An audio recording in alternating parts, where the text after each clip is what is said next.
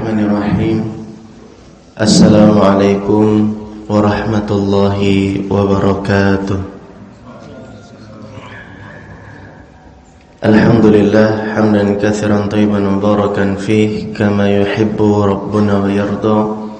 Wa asyhadu an la ilaha illallah wahdahu la syarika lah wa asyhadu anna Muhammadan abduhu wa rasuluh. Allahumma shalli ala Muhammad wa ala ali Muhammad, amma ba'du. Ikhwani fiddin azakumullah wa iyyakum jami'an.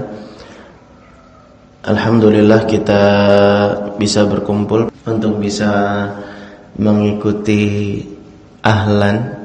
Kepanjangan dari apa ahlan? Arabic House for Learner ya. Ahlan bil mudarrisin, ABM berarti ya. Karena nanti ini diproyeksikan kepada antum wa antuna sekalian untuk bisa menjadi pengajar muyassar, mengajarkan anak, istri, cucu. Semoga pelajaran muyassar ini menjadi pelajaran yang bermanfaat ya. Baik, ikhwafillah rahimani wa rahimakumullah. Semuanya sudah pernah belajar muyassar? Berarti semua sudah pernah belajar ini, artinya kita semua sudah punya basic untuk mengetahui hal ini ya. Baik. Kalau sudah pernah belajar, itu akan memudahkan kita untuk memahamkan. Jadi konsep belajar ABM, ahlan bil mudarrisin di sini adalah kita tidak terlalu fokus pada materi, tapi kita nanti lebih ke teknik mengajarkan, itu yang pertama. Dan kita sharing bersama ya sifatnya ya, bukan saya yang mengajarkan, tapi misalnya antum menjadi pengajar, kira-kira poin-poin apa yang antum mau ajarkan di bab-bab seperti ini. Nah, nanti kita saling berbagi, barangkali ada faedah-faedah yang bisa kita selipkan di situ, seperti itu ya. Jadi nanti kita akan minta pendapatnya semua nih. Di bab ini kira-kira mau share faedah tentang apa ya? Gitu. Nah, di bab ini kira-kira ada lawakan apa ya? Ada jokes apa ya? Karena ada beberapa jokes itu memang jadi warisan ya. Jadi warisan dalam mengajar muyassar. Contohnya apa? Al-kalbu khalfal babi. Ini ketika memberikan contoh kalimat tentang zorof. Al-kalbu khalfal babi. Anjing itu di belakang babi ini. Padahal babi di sini maknanya pintu. Tapi pengajar muyassar dari senior zaman dahulu kala itu mewariskan jokes-jokes seperti ini. Nah, yang seperti ini akan kita share di kelas ini. Agar tujuannya sederhana, membuat santri-santri kita itu mereka belajar itu jadi menikmati. Mereka belajar itu jadi semakin semangat lagi gitu ya. Sehingga kita mengajar itu bukan cuma sekedar mentransfer ilmu, tapi lebih dari itu kita pengen mengajar itu lebih ke arah mendidik, membuat mereka jadi lebih semangat mencari tahu lagi. Dan terutamanya untuk kita sendiri, kita pengen kita ini lebih bisa mengupgrade lagi. Karena kita ini kan a lifelong learner, pembelajar yang senantiasa ya. Jadi mengajar itu adalah bagian proses dari kita belajar begitu. Makanya kita pengen dengan adanya wasilah mengajar, kita jadi makin paham dengan pelajaran. Betul tidak? Ustadz Afif itu pernah bilang, di antara metode efektif untuk belajar adalah dengan mengajar gitu. Ana dulu ketika sebelum mengajar, ada beberapa bab-bab di kitab muyassar itu yang belum paham dengan utuh dan detail. Ketika disuruh mengajar, akhirnya kan jadi tanya-tanya, jadi baca-baca, jadi teliti lagi. Akhirnya jadi makin paham dan sempurna dan utuh lingkupan pemahamannya tentang bab tersebut gitu. Jadi memang mengajar itu sangat-sangat efektif membantu kita untuk bisa tetap semangat belajar. Begitu ikhwah ya.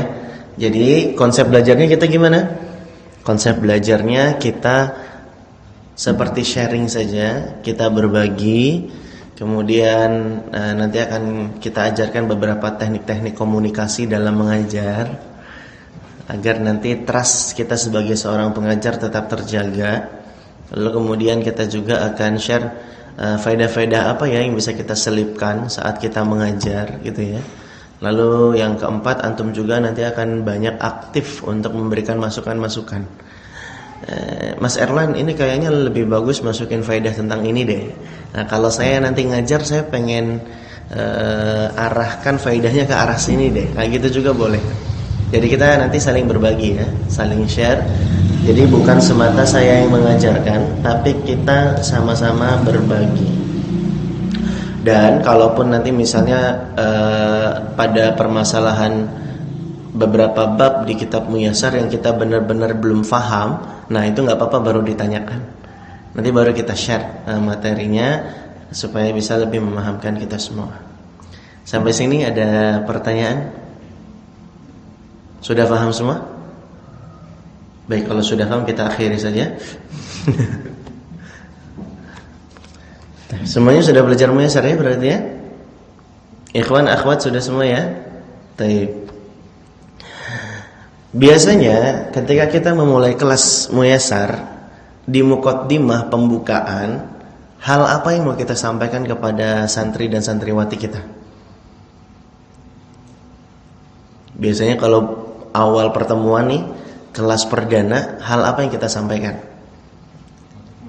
Motivasi untuk belajar bahasa Arab. Taib, satu-satu ana tanya, kira-kira motivasi apa yang mau antum sampaikan ke santri antum sebagai pendengar antum di kelas perdana itu? Mau diarahkan ke faedah yang mana? Motivasi tentang apa? Mau pakai ayat apa? Atau ide pokok apa yang mau disampaikan? Nah, biar nanti teman-teman yang lain bisa istifadah dan bisa mencatat. Kalau muqaddimah kelas perdana, apa aja sih poin-poin yang mau disampaikan gitu ya. Dan teman-teman, ana sampaikan juga yang pertama yang harus antum ingat bahwa riset membuktikan kelas yang dibangun dalam suasana yang menyenangkan itu lebih cepat memahamkan daripada kelas yang dibangun dengan suasana yang tegang dan menakutkan. Ini bahkan ada risetnya ya, di kitab Syarah Wasail Mufidah li Hayatis Sa'idah disebutkan demikian. Ada survei dan riset dua kelas nih, satu kelas suasananya dibuat tegang, dibuat bosan, dibuat kaku gitu ya. Dengan kelas yang kedua dibuat suasananya senang, bahagia. Ternyata yang lebih cepat faham anak-anak muridnya adalah santri yang ada di kelas yang suasananya itu membahagiakan. Makanya kita juga di kelas ini kita bangun suasana yang bahagia dalam belajar. Jadi nggak takut-takut untuk bertanya. Ana juga sih kalau boleh saran kepada teman-teman, nanti kalau punya kelas Muyassar, bangun suasana yang hangat dan menyenangkan. Jangan membangun suasana yang takut dan menegangkan. Kenapa? Karena kalau suasana yang sudah dibangun dengan suasana yang takut dan menegangkan, anak-anak santri kita mau nanya itu jadi ketakutan. Bener gak? Mau nanya angkat tangan ragu, mau tunjuk tangan takut, malu gitu ya. Akhirnya kalau dia gak tahu, dipendam. Jadilah dia bakat terpendam yang semakin terpendam kan? Akhirnya apa? Terlanjur gak tahu. Ternyata yang dia nggak tahu saat itu berkaitan dengan materi yang akan datang selanjutnya. Inilah yang membuat dia jadi lepas dan syahid di tengah jalan dalam belajar Muyassar. Padahal Muyassar itu artinya apa? Yang dimudahkan kan ya. Dari kata yassara, isim maf'ulnya muyassar, yang dimudahkan. Ini kalau dibangun suasana yang takut dan menegangkan seperti ini namanya bukan Muyassar, tapi mau nyasar. Bukan Muyassar tapi mau nyasar gitu ya. Saking susahnya, saking beratnya. Makanya lebih nikmat dan lebih nyaman membangun suasana kelas yang bahagia dan menyenangkan. Jadi anak-anaknya lebih happy untuk bisa bertanya, mau sharing, tidak malu dan ragu gitu ya. Sudah siap? Kita mau belajar nih sekarang. Mau belajar jadi pengajar ya? Sudah? Baik, saya akan tanya masing-masing ya. Kalau lagi mau muqaddimah kelas perdana, pertanyaan apa yang atau materi apa yang mau kita sampaikan sebagai motivasi mereka untuk belajar bahasa Arab? Baik. Mas yang baru datang, langsung ditanya ya. Gimana? Kalau antum jadi pengajar kelas muyasar, ini pertemuan perdana, biasanya kan kita akan menyampaikan materi tentang motivasi berbahasa Arab ya. Nah, yang mau antum sampaikan ide pokoknya atau poin-poinnya tentang apa saja? Sebut satu saja. Iya, karena dengan bahasa Arab kita jadi bisa memahami Al-Quran dan hadis. Sebab Al-Quran itu bahasa Arab. Inna anzalna Qur'anan Arabiyyan la'allakum ta'qilun. Kemudian poin pertama ya. Baik, berikutnya Mas, apa poinnya yang mau disampaikan kalau jadi pengajar? Iya, bisa menyelami kitab-kitab para ulama. Baik, berarti yang kedua bisa menyelami kitab para ulama. Nah, ini poin pokoknya ya. Nanti antum yang akan kembangkan materi ini dan kita saling mencatat nanti. Oh iya ya, dapat inspirasi ini, dapat insight ini kalau nanti mau mengajar. Berikutnya Mas, yang mau disampaikan sebagai materi muqaddimah ketika mengajar bahasa Arab di kelas perdana. Iya, karena bahasa Arab adalah bahasanya umat Islam ya. Orang-orang sedih kalau tidak bisa bahasa Inggris. Harusnya kita orang Islam yang bersedih kalau kita tidak bisa bahasa Arab. Orang Inggris tidak bisa memahami bahasa manusia, kita tidak bisa memahami bahasa kalam Rabb kita ya. Jadi ini bahasanya umat Islam. Makanya Umar bin Khattab mengatakan ta'allamu al-lughatal arabiyyah.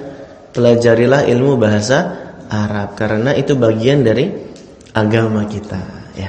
Itu bahasanya orang Islam. Berikutnya masih ini juga penting ya.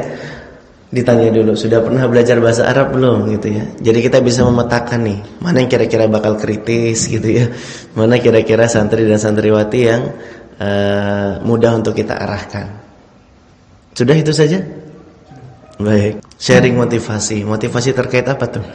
Ya intinya ngasih pelajaran ya. Bahkan kalau ditanya pun saya lebih senang ngajar muyasar atau mulakhos. Saya jauh lebih senang ngajar muyasar. Kenapa? Karena mudah ya. Yang jadi alasan utama adalah karena kalau ngajar muyasar itu anak-anak yang belajar itu baru. Sehingga kita bisa ngambil pahala dakwah yang besar di situ, jadi wasilah memasukkan materi akidah, memasukkan materi manhaj gitu kan ya. Ini kita bisa banyak dapat kesempatan untuk berbagi di sana. Kalau mulakhos itu kan biasanya yang ikut sedikit, betul tidak? Lebih ramai mana? Muyasar atau mulakhos kelasnya? Lebih ramai muyasar. Terus orangnya yang lebih baru yang mana? Baru muyasar ya kan. Kita kasih kalam-kalam ulama tentang motivasi bahasa Arab. Kalam siapa Mas yang mau disampaikan? Syekh Utsaimin. Apa kalamnya Mas kalau Syekh Utsaimin? Bahasa Arab itu susah di awal, tapi kemudian mudah di akhir. Makanya kata i'rab, ya, kita ngi'rab susah enggak? Udah pernah belajar mulakhos? Mubtada'un marfu'un wa alamatu raf'ihi dhammatun dhahiratun li'annahu ismun mufrad. Susah enggak ngi'rab gitu? Apalagi kalau ketemu tanda domir di fi'il, susah enggak? Repot enggak? Susah ya. Padahal i'rab itu dari kata a'raba. Araba ya lebih tepatnya. Artinya jernih. Ya tidak? Artinya jernih. Harusnya kalau kita ngi'rab itu makin jernih otak kita. Tapi kenapa kok butek? Tapi kenapa kok rasa-rasanya keruh otak kalau ngi'rab, kalau disuruh ngi'rab? Nah, karena kita belum belajar dengan tuntas, belum terbiasa dengan tuntas.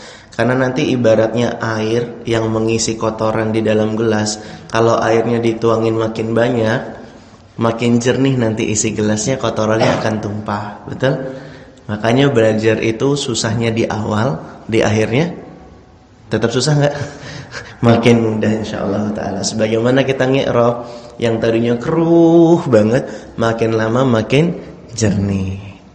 Disampaikan kalam ulama. Terus Mas, kalau jadi pengajar nanti muqaddimah apa yang mau disampaikan? Oh, faedah menuntut ilmu ya. Faedah menuntut ilmu. Man salaka tariqan yaltamisu fi ilman gitu ya. Masya Allah. Man yuridillah bihi khairan. Alhamdulillah dapat jawaban juga Mas ya. Alhamdulillah. Berikutnya Mas, masih Intan? Pentingnya belajar bahasa Arab. Sepenting apa Mas? Seperti perkataannya Umar ya, ta'allamul al-lughatal arabiyyah fa innaha min dinikum. Tayyib. Berikutnya Pak, iya, belajar bahasa itu kunci, betul sekali Pak. Masya Allah. Berarti memang bahasa Arab itu kunci untuk membuka ilmu-ilmu yang lainnya Pak ya. Makanya dibilang oleh Ustadz Aris Munandar, ada dua ilmu yang akan menaikkan level kita sebagai penuntut ilmu. Yang pertama bahasa Arab, yang kedua usul fikih. Ini dua kunci ilmu. Ini ilmu alat untuk bisa membuka ilmu-ilmu yang lainnya. Wah, ini bagus-bagus semua nih ya. Dapat inspirasi baru tidak? Dapat ya, Masya Allah. Sudah siap jadi pengajar ya? Sudah siap jadi pengajar di pertemuan perdana ya. Nanti pertemuan berikutnya belajar lagi. Oh, perkenalan. Tak kenal maka ta'aruf ya. Tak kenal maka ta'aruf. Jadi kenalan dulu ya. Baik, betul juga Pak ya. Kita aja belum kenalan ya Pak ya. Baik, insya Allah sudah saling kenal semua ya. Baik, ini mukadimahnya bagus semua. Saya hanya mau menambahkan saja, ketika pertemuan perdana itu juga penting untuk menerangkan sejarah ilmu nahwu. Ilmu nahwu itu ilmu apa sih? Kalau kita mau pesan tiket bus, yang harus kita tahu itu ini bus tujuannya kemana, betul tidak? Apa ya kita nyari tiket bus tapi nggak nyari tujuannya mau kemana? Maka harus ditentukan dulu tujuannya itu apa. Karena kalau kita belajar itu harus dengan taklil, harus dengan alasan, betul tidak? Betul. Sebagaimana Luqman ketika mengajari anaknya, apa kata Luqman? Ya bunayya la tusyrik billah inna syirka la zulmun azim. Wahai anakku, janganlah engkau berbuat syirik kepada Allah. Kenapa? Inna syirka la zulmun azim. Karena kesyirikan itu merupakan kezaliman yang paling besar. Ada faedah apa dari kalimat Luqman ini? Yang pertama, kalau kita ingin menasihati seseorang, sentuh dulu perasaannya. Makanya diawali dengan sapaan ya bunayya. Menyapa itu menyentuh perasaan. Apalagi kita bisa hafal nama anak didik kita. Penting tidak? Penting. Ustadz ini loh dari sekian banyak santrinya, nama saya yang disebut sama dia. Nama saya yang disebut. Betapa seringnya kita jumpai keadaan di mana menyebut nama seseorang itu lebih dulu menggetarkan hati daripada menggetarkan telinganya. Betul tidak? Pentingnya nyebut nama. Makanya ini kunci untuk mengajari seseorang, sentuh perasaannya. Yang kedua, sentuh akalnya. Sentuh akalnya ini dengan taklil atau alasan atau pemahaman. Makanya Luqman tadi mengajari anaknya, setelah dilarang berbuat syirik, Luqman katakan apa? Inna syirka la zulmun adzim. Karena sesungguhnya kesyirikan itu merupakan kezaliman yang paling besar. Nah, begitu juga ketika kita mau cerita tentang ilmu nahwu. Ilmu ini pelajari tentang apa? Masa iya kita mau cerita ujuk-ujuk langsung bilang, pokoknya bahasa dibagi jadi 3 ya, al-harfu, al-kalimah, al-jumlah. Ini nggak tahu arah kapalnya mau berlayar kemana. Maka diterangkan dulu bahwa ilmu nahwu itu adalah ilmu gramatika dalam bahasa Arab. Dalam bahasa Inggris disebut grammar lah ya. Tapi ilmu nahwu itu gramatika bahasa Arab fokusnya pada bagaimana kita menentukan harokat akhir dari sebuah kata. Menentukan harokat akhir dari sebuah kata. Nah, Al-Muyassar fi ilmi nahwi akan membahas panjang lebar tentang itu. Terus kenapa dinamakan dengan ilmu nahwu? Nah, dulu juga ada ceritanya nih. Jadi ada bapak nahwu. Tidak hanya koperasi saja yang punya bapak koperasi, tapi nahwu juga punya bapak nahwu. Siapa bapak nahwu? Abul Aswad Al-Bayati? Bukan, itu Ustadz Dibias ya. Abul Aswad Ad-Du'ali. Abul Aswad Ad-Du'ali. Sebenarnya Abul Aswad ini hidupnya itu lahirnya di masa jahiliyah ya. Di masa Nabi SAW dia sudah ada, tapi dia tidak bertemu dengan Nabi. Makanya Abul Aswad ini dia digolongkannya sebagai tabi'in. Dia dekat dengan Ali bin Abi Thalib. Abul Aswad Ad-Du'ali ini pada perang Siffin pun membela kubunya Ali bin Abi Thalib. Nah, ketika Islam itu sudah mulai berkembang, tidak hanya di Jazirah Arab saja, tapi kemudian juga menyebar ke negara-negara lainnya, maka sudah dirasa oleh Ali bin Abi Thalib ketika itu untuk menyusun dan merumuskan ilmu bahasa Arab. Karena banyak sekali orang-orang yang keliru dalam memahami bahasa Arab dan itu berakibat fatal. Kata Pak Rudi tadi, bahasa Arab itu kan ilmu kunci ya, ilmu kunci. Makanya Ali bin Abi Thalib kemudian membuat semacam diagram-diagram pembagian gitu ya. Haruf, kalimah, jumlah, dibagi lagi diagram-diagramnya. Lalu kemudian Ali bin Abi Thalib berkata kepada Abul Aswad Ad-Du'ali, "Unhu hadzan nahwa." Unhu hadzan nahwa. Buatlah yang semisal ini. Nahwu itu artinya sebenarnya semacam atau semisal. Makanya dibilang unhu hadzan nahwa. Buatlah yang semisal ini. Maka dinamakanlah ilmu ini dengan ilmu nahwu. Itu asal mulanya. Abul Aswad Ad-Du'ali juga semangat untuk mempelopori ilmu nahwu ini. Kenapa? Karena dia berjumpa dengan beberapa kejadian yang membuat dia jadi makin terpancing dan termotivasi lagi, terpacu dan terpicu untuk menyelesaikan dan menggarap ilmu nahwu. Setidaknya ada 2 kejadian yang membuat dia jadi semangat menyusun ilmu nahwu. Kejadian pertama adalah kejadian yang menimpa putrinya sendiri. Ketika malam hari putrinya mengatakan kepada Abul Aswad Ad-Du'ali, "Ma ajmalus sama." Wahai ayah, ma ajmalus sama. Apa yang paling indah di langit? Maka bapaknya Abul Aswad bilang, "Nujumuha." Kalau kamu tanya apa yang indah di langit, saya jawab bintang-bintangnya. Anaknya kemudian protes, "Wahai ayah, saya itu bukan pengen bertanya apa yang indah di langit, tapi saya pengen bilang betapa indah langit malam ini." Oh, kalau begitu kamu salah kalimatnya. Bukan ma ajmalus sama, tapi yang benar ma ajmalas sama. Sighah ta'ajjub ya, ma af'ala. Ma ajmalas sama, betapa indahnya langit malam ini. Kalau kamu bilangnya ma ajmalus sama'i, ini adalah pertanyaan. Makanya dijawab nujumuha. Kalau kamu pengen bilang betapa indah, harusnya katakan ma ajmalas sama. Nah, ini kejadian pertama. Ini pertanyaan pertama. Ini kejadian pertama yang membuat Abul Aswad itu jadi makin semangat menyusun ilmu nahwu. Yang kedua, Abul Aswad Ad-Du'ali waktu itu mendengar ada orang yang sedang tilawah baca Al-Quran di surat At-Taubah. Annallaha bari'un minal musyrikina. Ketika itu orang bacanya wa rasulih. Annallaha bari'un minal musyrikina wa rasulih. Wa rasulih di sini dia dibaca majrur ya. Dibaca majrur karena dia ma'tuf dengan kata sebelumnya yaitu musyrikin. Ini versi orang yang salah baca tadi ya. Sehingga artinya apa? Annallaha, sesungguhnya Allah, bari'un, berlepas diri, minal musyrikin, dari orang-orang musyrik, wa rasulih, dan juga dari rasulnya. Abul Aswad terkejut mendengar ini. Apa iya Allah berlepas diri dari rasul? Karena salah atofnya, salah ma'tufnya, konsekuensinya fatal tidak? Fatal. Padahal yang benar ayat Al-Quran bacanya apa ini? Annallaha bari'un minal musyrikina wa rasuluh. Karena dia ma'tufnya kemana? Ke kata bari'un, ya kan?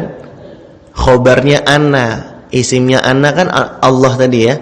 Annallaha bari'un minal musyrikina wa rasuluh. Yang benar wa rasuluh. Jadi artinya apa? Sesungguhnya Allah dan Rasulnya berlepas diri dari orang-orang musyrik. Ternyata beda. Mengharokati jadi fatal bedanya. Betul tidak? Betul. Oleh karenanya ini yang menjadi alasan kedua Abdul Aswad Ad-Du'ali kemudian bersemangat menyusun ilmu nahwu. Sampai sini bisa dipahami?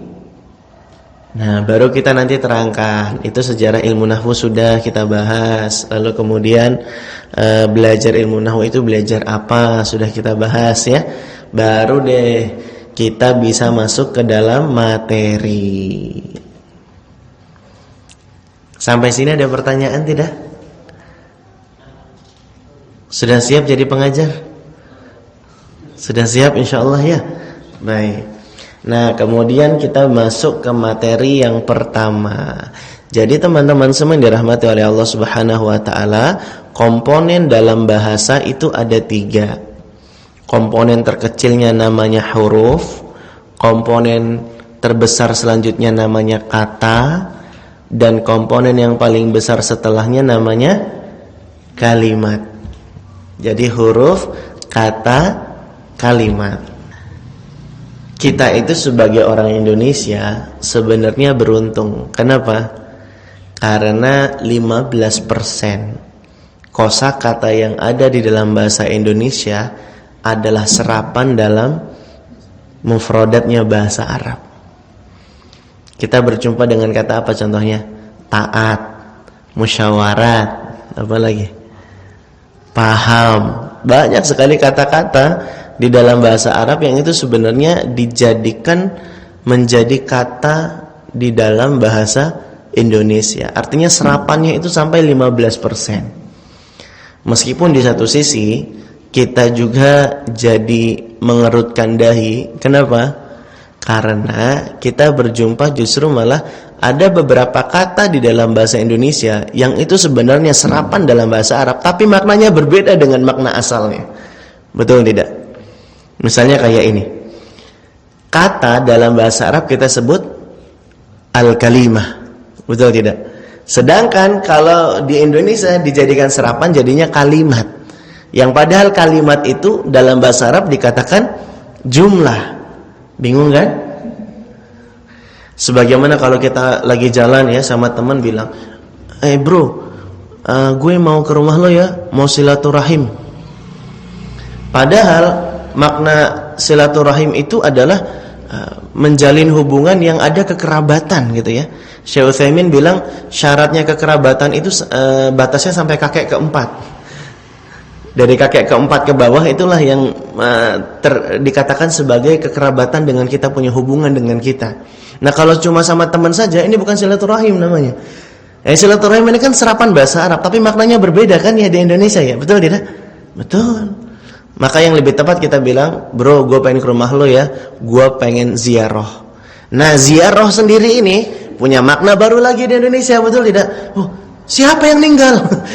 Dianggapnya ziarah itu adalah maknanya disempitkan seolah-olah hanya untuk pergi ke kubur saja, padahal ziarah itu dari kata zaro yazuru ziaratan, artinya apa?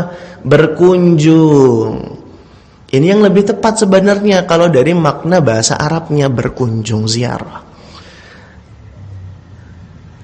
Ya, di satu sisi kita bersyukur ada 15% serapan bahasa, tapi di sisi yang lain kita jadi merenung. Kenapa? Karena beberapa makna itu agak berbeda penerjemahannya daripada asal kata yang sebenarnya. Bisa dipahami ya? Ziarah pula, ziarah kubur dianggap ya. Gitu ya. Nah, oleh karenanya ini juga yang kita harus jelaskan di awal-awal kepada santri dan santriwati kita terkait kesepakatan untuk menyebutkan al-harfu, al-kalimah, al-jumlah, al-mufidah. Kita bilang kalau saya sebutnya al-kalimah dengan menjadikan huruf tak marbutohnya itu sebagai huruf hak di akhirnya, al-kalimah, berarti yang saya maksud adalah al-kalimah dalam bahasa Arab yang maknanya kata dalam bahasa Indonesia. Sepakati demikian ya, supaya santrinya tidak bingung. Lalu kemudian kalau saya sebut kalimat pakai huruf T, al-kalimat, kalimat pakai huruf T, berarti yang saya maksud adalah kalimat dalam bahasa Indonesia yang dalam bahasa Arabnya dikatakan jumlah. Jadi sepakati begitu dengan santri dan santriwati kita sebagai pengajar muyasar supaya tidak miskomunikasi. Oke? Jadi kalau pengen bilang kata, sebut saja al-kalimah dengan menjadikan tak marbutahnya huruf H, al-kalimah. Tapi kalau pengen bilang kalimat, kita sepakati kalimat yang kita maksud itu adalah jumlah. Kalimat itu dalam bahasa Indonesia yang kita katakan pakai huruf T. Bisa dipahami ya? Buat kesepakatan seperti ini. Komponen bahasa di dalam bahasa Arab itu ada 3. Ada al-harfu, ada al-kalimah, ada al-jumlah, al-mufidah.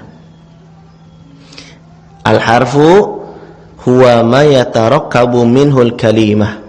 Huruf itu adalah sesuatu yang segala sesuatu tersusun darinya hingga membentuk sebuah kalimah. Artinya penyusun kata. Sederhananya penyusun kata. Itu al-harfu.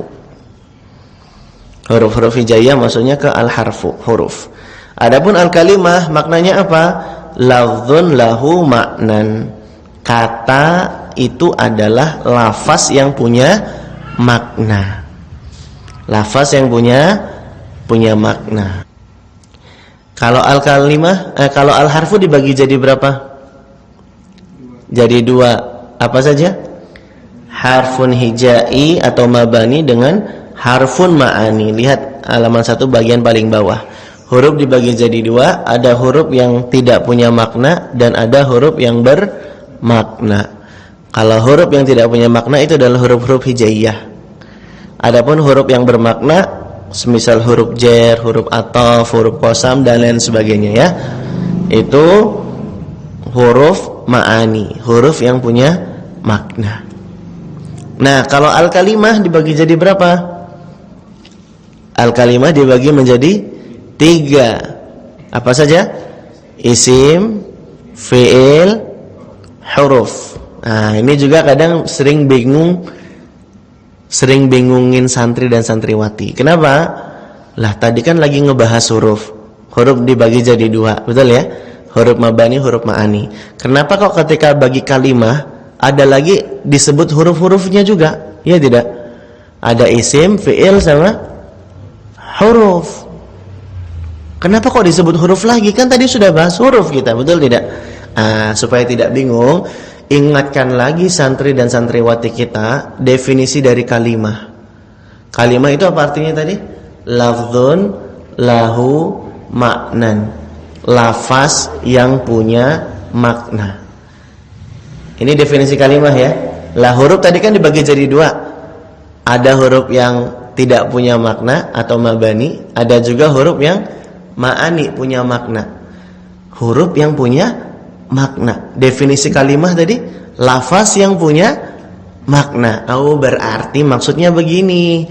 Pembagian kalimah jadi 3 itu adalah isim, fi'il dan juga harfun ma'ani. Harfun ma'ani ini masuk dalam pembagian kalimah. Kenapa? Karena harfun ma'ani itu kan huruf yang punya makna. Sesuai dengan definisi dari kalimah, lafdzun lahu maknan. Lafaz yang punya makna. Sudah tidak bingung memahaminya? Itu alasannya kenapa ada pembagian huruf di pembagian kalimah. Itu alasannya kenapa disebutkan huruf dalam pembagian kalimah. Enggak bingung? Kalau sudah belajar muyasar insyaallah paham. Tapi kalau enggak belajar, asal sudah pernah belajar bahasa Arab insyaallah paham. Bisa ya? Bisa? Baik. Itu pembagian al-kalimah. Sekarang pembagian al-jumlah. Pembagian al-jumlah ada berapa? Ada 2. Ada jumlah ismiyah, ada jumlah fi'liyah. Jumlah ismiyah itu adalah kalimat yang diawali oleh isim. Nanti kita jelaskan ya, isim itu tanda-tandanya apa. Kalau jumlah fi'liyah, kalimat yang diawali oleh fi'il. Gampang kan? Gampang. Jumlah ismiyah adalah kalimat. Kalau kita bilang kalimat, Berarti kalimat dalam bahasa Indonesia maksudnya ya, sudah sepakat tadi ya. Jumlah ismiyah adalah kalimat yang diawali oleh isim. Jumlah fi'liyah adalah kalimat yang diawali oleh fi'il. Apa bedanya jumlah ismiyah dengan jumlah fi'liyah? Kalau jumlah ismiyah diawali isim, iya tahu, maksudnya maknanya. Itu kan sudah kita sebutkan tadi. Iya. Kalau jumlah ismiyah itu dia menunjukkan makna tatsabbut wal istimrar, menunjukkan tetapnya dan keberlanjutannya sebuah kejadian. Dia tidak terikat dengan waktu. Ini jumlah ismiyah. Kalau jumlah fi'liyah maknanya apa? Litahadduts, untuk menunjukkan keterjadian sesuatu. Ini kalau jumlah fi'liyah, dia terikat dengan waktu, menunjukkan keterjadian sesuatu. Litahadduts namanya. Kalau jumlah ismiyah, litatsabbut wal istimrar, menunjukkan tetap dan berlanjutnya sebuah keterjadian sesuatu. Kalau jumlah fi'liyah, litahadduts, untuk menunjukkan keterjadian sesuatu. Jumlah ismiyah tidak terikat waktu, jumlah fi'liyah terikat waktu. Nah, makanya Syekh Utsaimin ketika sedang membahas syarah kalimat yang ada di khutbatul hajah, ya, Syekh Utsaimin itu menyebutkan kalau lafaz kalimat ketika kita bersyukur mengucapkan apa? Alhamdulillah, betul tidak? Innal hamdalillah atau alhamdulillah. Kita memuji Allah itu pakai jumlah ismiyah. Kita memuji Allah hampir tidak pernah kita pakai jumlah fi'liyah, betul tidak? Alhamdulillahirabbil alamin. Ini jumlah ismiyah. Tidak pakai jumlah fi'liyah ketika memuji Allah. Kenapa? Untuk menunjukkan bahwa kita itu memuji Allah setiap saat, tidak terkait dengan waktu. Karena kita selalu mendapatkan nikmat dari Allah, tidak pernah terputus. Itulah sebabnya kenapa kita memuji Allah pakai jumlah ismiyah. Litatsabbut wal istimrar. Karena nikmat dari Allah itu tetap dan tidak terkait dengan waktu, dia terus-menerus berlanjut, nikmat itu datang pada kita.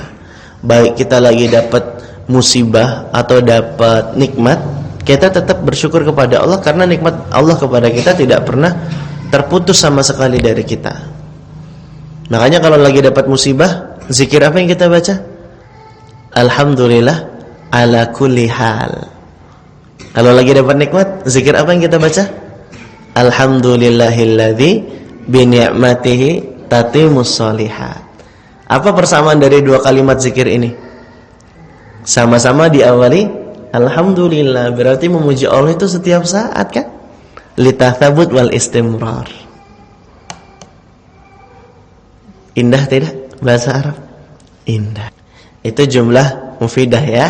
Jumlah mufidah definisinya adalah at-tarkibu alladhi yufidu faidatan tammatan wa tusamma aidan kalaman. Adalah susunan yang memberikan faidah yang sempurna dan dinamakan pula jumlah mufidah itu dengan kalaman. Kalaman itu nama lain dari jumlah mufidah. Bisa difahami ikhwan? Bisa difahami ya? Insya Allah. Jadi sebenarnya kita sudah membagi detail komponen-komponen bahasa nih ya. Huruf dibagi jadi dua, mabani dan ma'ani. Al-kalimah dibagi jadi tiga, isim, fi'il, huruf. Jumlah dibagi jadi dua, jumlah ismiyah, jumlah fi'liyah. Nah, di Muyasar itu sebenarnya fokusnya cuma membagi kalimah ini saja sebenarnya. Fokusnya lebih membagi ke kalimah ini saja sebenarnya. Kalimah dibagi jadi berapa? Tiga ya. Isim, fi'il, huruf. Nah, sebenarnya lebih tepat lagi Muyasar ini fokusnya membahas isim saja. Muyasar ini lebih fokusnya bahas isim saja. Karena kan pembagian i'rabnya isim itu ada tiga ya. Ada marfu, ada mansub, ada majrur.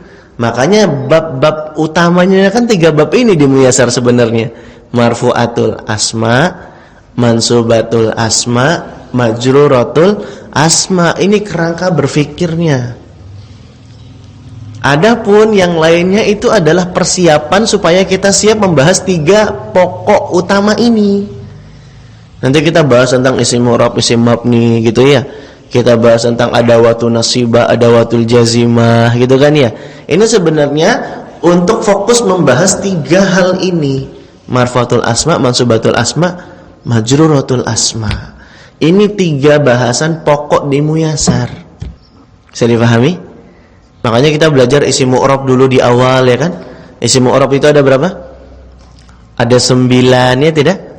Ada 9. Masih ingat ya?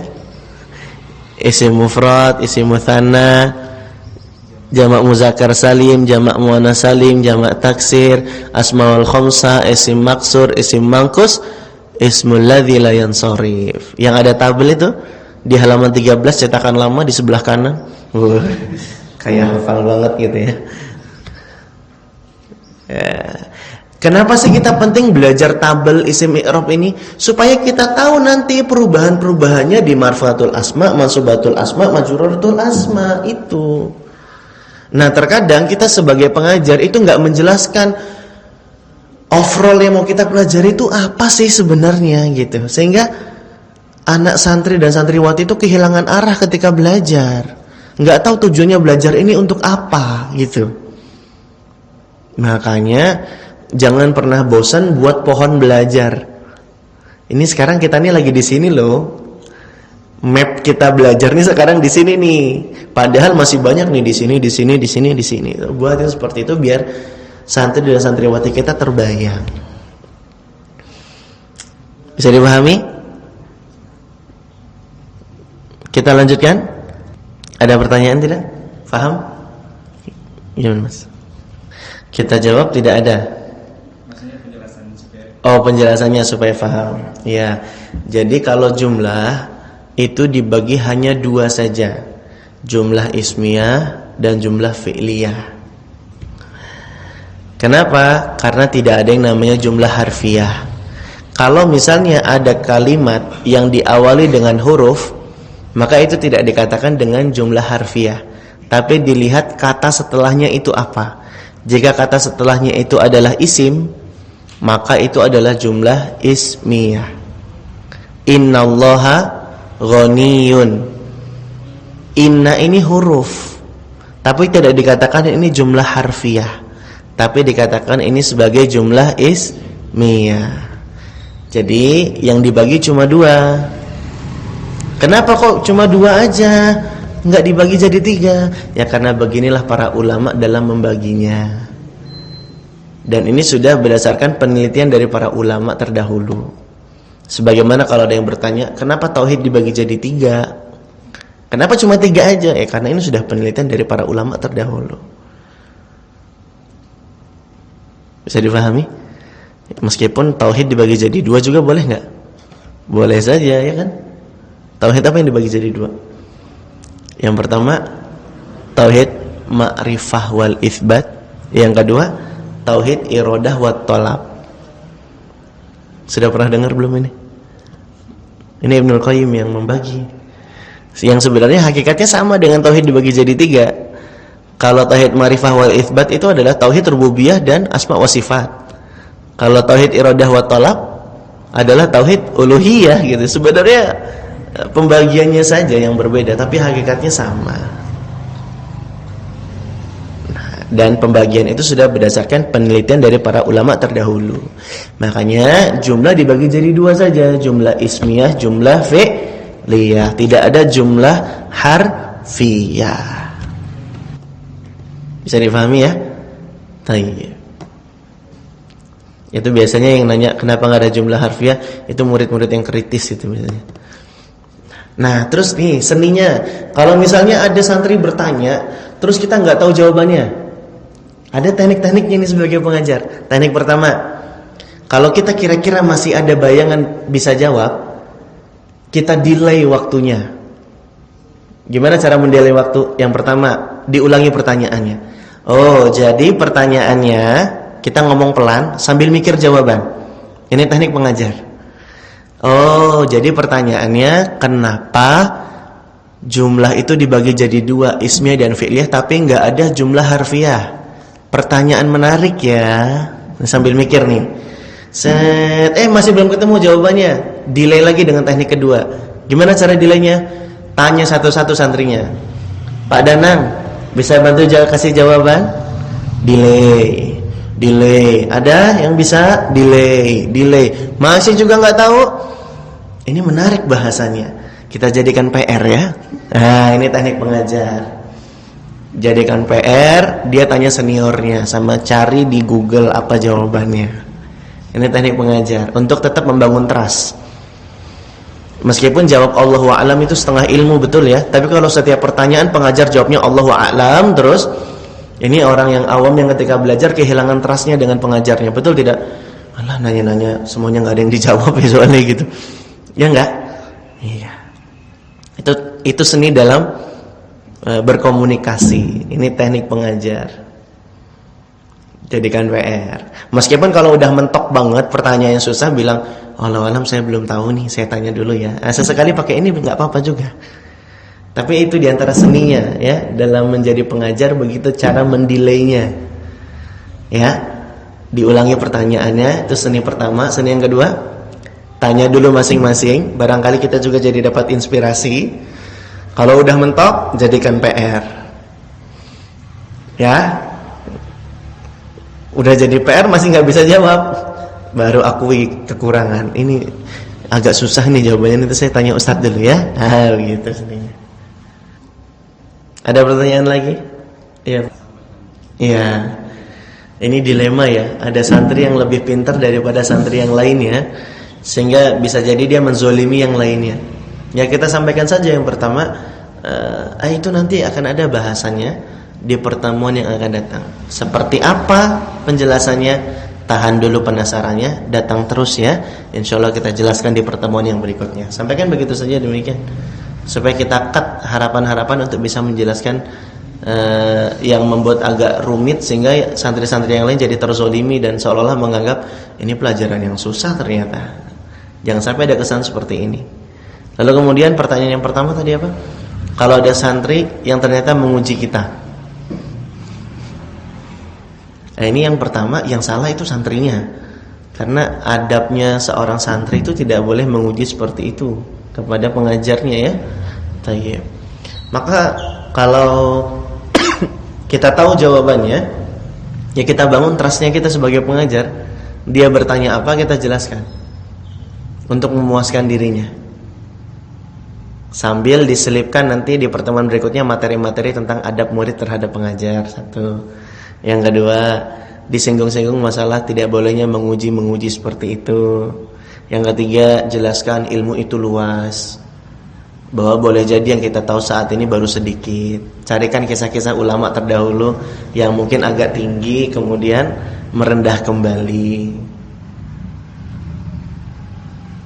Ya, kasih kisah-kisah yang menunjukkan bahwa kita itu perlu belajar loh gitu, dan perlu berulang kali untuk belajar loh gitu. Gak boleh merasa puas dengan apa yang kita dapatkan sekarang ini, karena bisa jadi guru yang kita pelajari dulu dengan guru yang sekarang ini faedahnya berbeda. Makanya harus sabar gitu. Sisipkan tentang adab-adab seperti itu untuk santri-santri yang seperti ini. Wallahu ta'ala a'lam. Sudah? Ada kuliah tidak hari ini? Tidak ada? Lanjut sedikit, tidak apa-apa ya? Sedikit ya. Kemudian kita sekarang membahas pembagian kalimah. Pembagian kalimah itu ada 3. Ada isim, ada fi'il, ada huruf. Nah, sekarang kita kaji mengenai isim. Isim itu apa? Al-ismu huwa kalimatun dalat ala ma'nan walam tuktaron bizamanin. Isim itu adalah kata yang menunjukkan akan sebuah makna, tapi dia tidak terikat dengan waktu. Contohnya apa? Nama orang, Muhammadun. Muhammad mau pagi, mau siang, mau malam, namanya tetap Muhammad. Tidak berubah kan namanya ya? Tidak berubah. Beta nama orang. Ya namanya kalau siang Beta, kalau malam ya tetap Beta. Tidak ada yang Betty, kecuali yang itu ya. Ustadzun, tilmidun, profesi. Khailun, kuda. Kalbun, anjing. Kitun, kucing. Daftarun, buku tulis. Mirsamun, apa mirsamun? Ada yang bilang alat gambar, ada yang juga yang bilang mirsamun pensil. Mutasawi, sama saja. Tobashirun, kapur. Syamsun, matahari. Komarun, bulan. Asjarun, pohon-pohon. Asjarun jamak dari syajarotun. Makanya pelajaran sejarah itu diambil dari kata pohon. Syajarotun, sejarah. Karena begitulah masa silam itu kita kaji sampai ke akar-akarnya, sehingga kita juga belajar dampak-dampaknya, yaitu buah-buah dan ranting-rantingnya pula. Syajarotun. Terus bisa difahami sampai sini ya? Ini masih pelajaran mudah ya. Alamatul ismi, tanda-tanda isim. Yang pertama apa? Al-khafdu. Al-khafdu itu nama lainnya apa? Bisa dikasroh ya. Jadi setiap kata yang bisa dikasroh harokat akhirnya, maka itu adalah isim. Ismi, Allahi, Ar-Rahmani, Ar-Rahimi, itu semua isim semua. Apa tanda isimnya? Bisa dikasroh harokat akhirnya, al-khafd. Ya. Tanda yang kedua dan ketiga ini saling berkaitan. Yang kedua namanya tanwin. Tanwin itu adalah seolah terdengar seperti huruf nun, tapi tidak ada nunnya, dan diwakili lambang simbol tulisannya dengan tanda domatain, fatatain, dan kasrotain. An, in, un ya. An, in, un itu namanya tanwin. Jadi kalau ada kata yang bisa diakhiri dengan tanwin, berarti itu isim. Berarti itu isim. Kalau yang ketiga alif lam. Nah, kalau tadi tanwin tandanya di akhir kalimat ya, di akhir kata, di akhir kalimat atau di akhir kata. Kalau alif lam ini di awal kata. Di awal kata. Alif lam yang ada di awal kata, ketika ada kata yang diawali dengan alif lam berarti itu isim. Al-ustadzu, al-ustadzatu, at-talibu. Nah ini berarti katanya kita akan vonis dia sebagai isim kalau diawali oleh alif lam. Nah kalau dalam kajian lebih detail lagi teman-teman, kalau yang tanwin akhirannya itu namanya isim nakirah. Kalau yang alif lam di awal namanya isim apa? Isim ma'rifah. Sudah pernah belajar ya? Belajar. Nah, di poin ini kita bisa kasih faedah nih, teman-teman semua dirahmati oleh Allah Subhanahu Wa Taala. Indahnya belajar bahasa Arab itu cuma sekedar tahu tanwin dan alif lam saja. Ini jadi membuat Al-Quran itu jadi lebih terhayati loh bacaannya. Apa contohnya? Di kata inna ma'a al-usri yusron. Inna sesungguhnya, ma'a bersama, al-usri ini isim ma'rifah. Ini isim bukan? Isim. Al-usri itu namanya isim ma'rifah karena diawali dengan alif lam. Isim ma'rifah itu memberikan makna spesifik tertentu, jumlahnya satu. Jumlahnya satu. Kalau yusron ini juga isim. Dari mana tanda isimnya? Ada huruf yang berakhiran tanwin di akhir katanya. Yusron, ada tanwin an kan ya? Yusron, ada tanwin an. Ini namanya isim nakirah. Ini namanya isim nakirah. Nakirah itu kebalikan dari ma'rifah. Kalau isim nakirah memberikan makna banyak, tidak tertentu, tidak spesifik, jumlahnya banyak, tidak satu. Nah, ini biasanya teman-teman kasih faedah ini tulis di papan tulis. Ayo kita coba belajar nentuin isim yuk. Yang mana yang isim nih? Inna ma'a al-usri yusron. Ini kan lagi bahas alif lam dan tanwin kan ya. Ini al-usri isim, tandanya apa? Alif lam lingkarin. Yusron tanda isimnya apa? Tanwin. Nah, terus kasih faedah. Kasih faedah nih ya. Ini di akhir pelajaran cocok kasih faedah ini. Apa faedahnya? Kita lihat al-usri itu isim ma'rifah. Al-usri artinya apa? Kesulitan. Kesulitan dalam isim ma'rifah yang spesifik tertentu jumlahnya 1. Berarti kesulitan jumlahnya berapa? 1. Yusron artinya apa? Kemudahan. Dikemas dalam bentuk isim nakirah. Berarti kemudahan jumlahnya berapa? Banyak. Berarti Allah pengen bilang, bersama satu kesulitan ada banyak kemudahan. Indah tidak? Hanya membedakan alif lam dengan tanwin saja, tapi maknanya sedemikian dalam. Meskipun di dalam hadis dikatakan satu kesulitan ada 2 kemudahan, begitu tafsirnya. Tapi lihat bagaimana Allah ingin menerangkan di sini bahwa setiap kesulitan yang kita alami akan Allah siapkan berbagai macam kemudahan untuk dijadikan solusi dalam kesulitan yang sedang kita hadapi. Dan ini berbeda tentu saja dengan kalau kita baca terjemahan saja, yang paling sekedar dengan kalimat sesungguhnya bersama kesulitan ada kemudahan. Berbeda kan kalau kita sudah belajar bahasa Arab, jadi tahu alif lam, jadi tahu tanwin, jadi tahu isim ma'rifah nakirah, jadi bisa lebih menghayati lagi makna apa yang kita baca. Apalagi nih teman-teman, ada huruf inna di depannya. Sesungguhnya ini harfu takkid, memberikan makna penegasan. Dan dari segi uslub pun ini dibalik. Yang harusnya yusron di depan diakhirkan. Ma'al usri harusnya di belakang, ini dikedepankan. Ini biasanya mengedepankan yang diakhirkan, ini yufidul hasr, memberikan makna pembatasan dan penegasan juga. Apalagi ayatnya diulang 2 kali. Jadi Allah tuh benar-benar pengen bilang bahwa sesungguhnya bersama satu kesulitan ada banyak kemudahan. Makanya teman-teman, sesulit apapun kita belajar muyasar, sesulit apapun kita jumpa istilah, insya Allah akan ada banyak kemudahan setelahnya. Tetap semangat. Demikianlah pelajaran muyasar kita hari ini. Indah nggak closingnya kayak gitu? Anak-anak tuh langsung ini ya, langsung berasa disemangati dan dimotivasi gitu ya. Nah, ini memang butuh banyak insight. Artinya butuh banyak belajar juga untuk bisa memahamkan santri dan santriwati kita. Makanya semangat jadi pengajar ya, insyaallah taala. Karena kelas ini kan kelas pengajar ya. Insyaallah jadi pengajar semua ya nanti ya, insyaallah.